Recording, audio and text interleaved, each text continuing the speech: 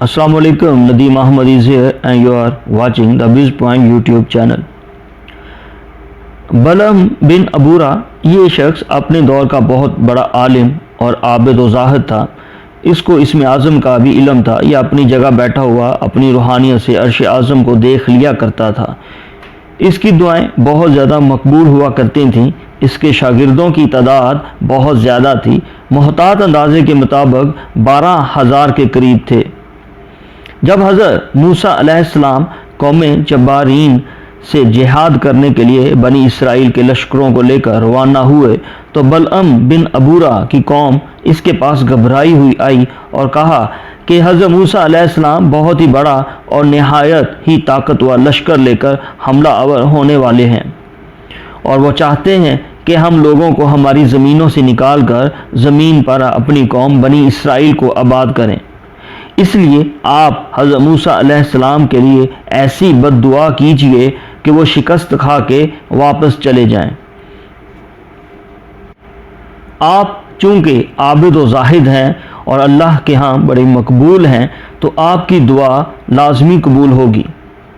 ये सुनकर बलम बिन अबूरा कांप उठा और कहने लगा, तुम्हारा बुरा हो, खुदा की पनाह हज़रत मूसा अलैहिस्सलाम के लिए मैं बद्दुआ कैसे कर सकता हूँ? वो तो अल्लाह अज़्ज़ व जल के रसूल हैं और उनके लश्कर में मोमिनीन और फरिश्तों की जमात है। उन पर भला मैं कैसे और किस तरह बद्दुआ कर सकता हूँ?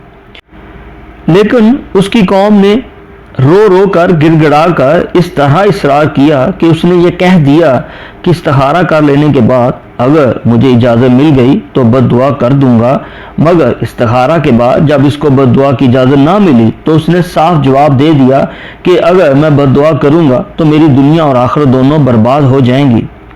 इसके बाद उसकी कौम ने बहुत से गिरां कदर हदिया और तहायफ इसकी खिदमत में पेश करके बेपनाह इसरार किया। यहाँ तक कि बलम बिन अबूरा पर हिर्स और लालच का भूत सवार हो गया और वो माल के जाल में फंस गया। वह अपनी गधी पर सवार होकर बद्दुआ के लिए चल पड़ा। उसकी कौम उसके पीछे चल पड़ी। रास्ता में बार बार उसकी गधी ठहर जाती और मुंह मोड़कर भाग जाना चाहती थी, मगर ये इसको मार मार कर आगे बढ़ाता रहा।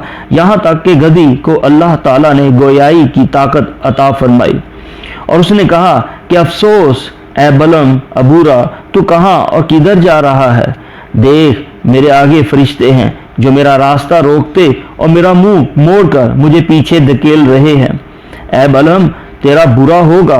क्या तू अल्लाह के नबी और मोमिनीन की जमात के लिए बद्दुआ करेगा?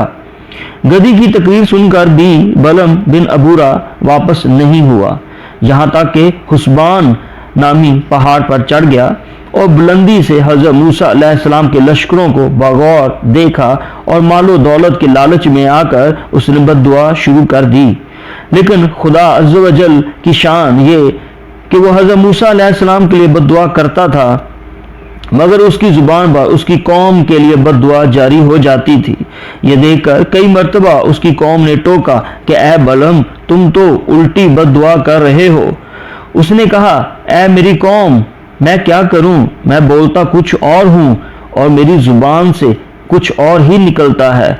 फिर अचानक उस पर यह गज़ब इलाही नाज़िल हो गया कि नागहां उसकी जुबान लटक कर उसके सीने पर आ गई। इस वक्त बलम बिन अबूरा ने अपनी कौम से रोकर कहा, अफसोस, मेरी दुनिया और आखिरत दोनों बर्बाद व गारत हो गई। मेरा ईमान जाता रहा है। मैं अल्लाह के गज़ब में गिरफ्तार हो गया हूँ। अब मेरी कोई दुआ कबूल नहीं हो सकती, मगर मैं तुमको एक ऐसा मकर बताता हूँ कि तुम लोग ऐसा करो तो शायद हज़रत मूसा अलैहिस्सलाम के लश्करों को शिकस्त हो जाए। तुम लोग हज़ारों खूबसूरत लड़कियों को बेहतरीन पोशाक और जेवरात पहनाकर बनी इसराइल के लश्करों में भेज दो। अगर उनमें एक आदमी ने भी जिना किया तो पूरे लश्कर को शिकस्त हो जाएगी। चुनाचे बलम बिन अबूरा की कौम ने इसके बताए हुए मकर का जाल बिछाया और बहुत सी खूबसूरत दोशीज़ाओं को बनाव सिंगार करके बनी इसराइल के लश्करों में भेजा। यहाँ तक कि बनी इसराइल का एक रईस एक लड़की के हुस्न जमाल में फरेफ्ता हो गया और आकर हज़रत मूसा अलैहिस्सलाम से फतवा पूछा कि अल्लाह अज़्ज़ व जल के नबी, ये औरत मेरे लिए हलाल है या नहीं? आपने फरमाया कि खबरदार, ये तेरे लिए हराम है। فوراً اس کو اپنے سے الگ کر دے اور اللہ عز و جل کے عذاب سے ڈر۔ مگر اس رئیس پر غلبہ شہوت کا ایسا زبردست بھوت سوار ہو گیا تھا کہ وہ اپنے نبی علیہ السلام کے فرمان کو ٹھکرا کر اس عورت کو اپنے خیمے میں لے گیا اور زناکاری میں مشغول ہو گیا۔ اس گناہ کی نحوست کا یہ اثر ہوا کہ بنی اسرائیل کے لشکر میں اچانک طاعون کی وبا پھیل گئی اور گھنٹے بھر میں 70,000 آدمی مر گئے اور سارا لشکر تتر بتر ہو کر ناکام و نامراد واپس چلا گیا، جس کا حضرت موسیٰ علیہ السلام کے قلب مبارک پر بہت ہی گہرا صدمہ گزرا۔ بلعم بن ابورا پہاڑ سے اتر کر مردود بارگاہ الہی ہو گیا اور آخری دم تک اس کی زبان اس کے سینے پر لٹکی رہی اور وہ بے ایمان ہو کر مر گیا۔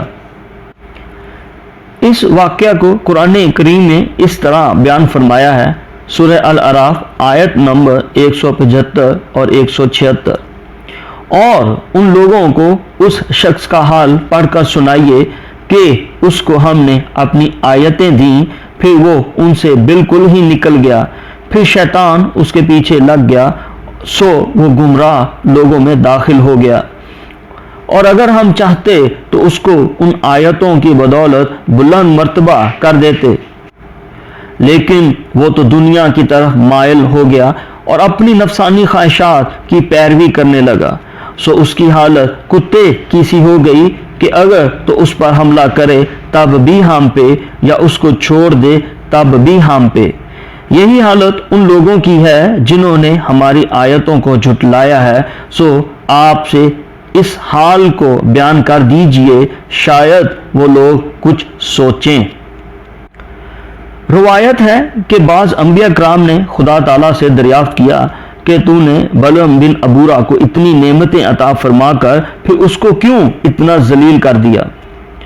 تو اللہ تعالیٰ نے فرمایا کہ اس نے میری نعمتوں کا کبھی شکر ادا نہیں کیا، اگر وہ شکر گزار ہوتا تو میں اس کی کرامتوں کو سلب کر کے اس کو دونوں جہانوں میں اس طرح ذلیل و خوار نہ کرتا۔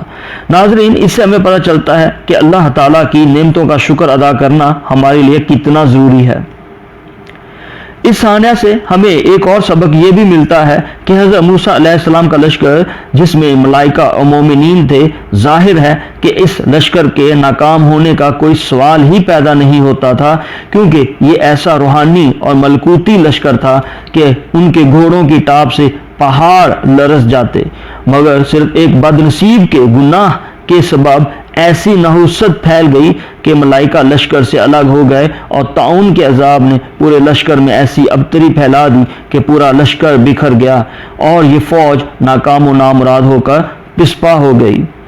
اس لیے مسلمانوں کو لازم ہے کہ اگر وہ کفار کے مقابلے میں فتح یاب ہونا چاہتے ہیں تو ہر وقت گناہوں، بدکاریوں اور زنا کی نحوستوں سے بچتے رہیں، ورنہ فرشتوں کی مدد ختم ہو جائے گی اور مسلمانوں کا رعب کفار کے دلوں میں نکل جائے گا اور مسلمانوں کو ناکامی کا منہ دیکھنا پڑے گا۔